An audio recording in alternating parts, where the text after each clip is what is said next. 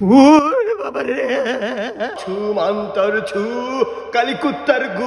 ইরে এই হানাইয়া যে কি আগাটা দশে, ভাগ্য বলো এখানে পায়খানাটা উড়ে রাখছে, আর নাহলে তো মানে সবই যেত গা।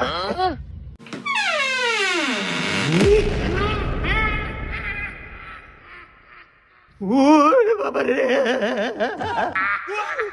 তুমি কেটা? আমি হলাম চিনি।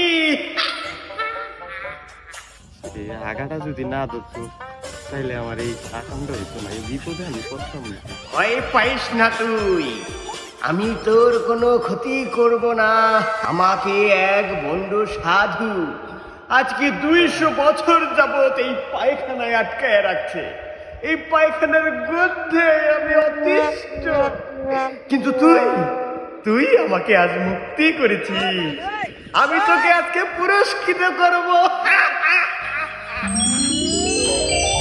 কি পুরস্কার দিবেন যিনি আমাকে? তোর জন্য 2টা অফার থাকবো।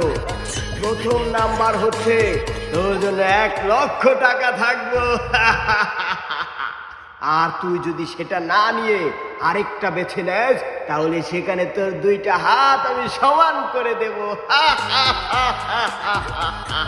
1 লাখ টাকা যদি আমি নেই, এই টাকা একদিন না একদিন আমি শেষ করে হালাইমু, কিন্তু 2 হাত যদি আমি সমান করে নেই, তাইলে জীবনে অনেক টাকা কামান যাইব, টাকার লোভ করন যাব না। আমার টাকার কোনো লোভ নাই যিনি, আমারে আপনি আমার 2টা হাত সমান করে দেন, আমার টাকা পয়সা কিচ্ছু লাগবে না। ঠিক আছে বচ্চ, এখনই তোর 2টা হাত সমান হয়ে যাবে।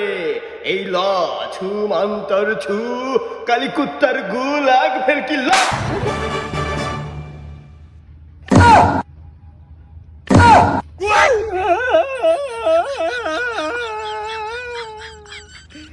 তুমি কি করলা চিনি? আমার আগে তো ভালো ছিল।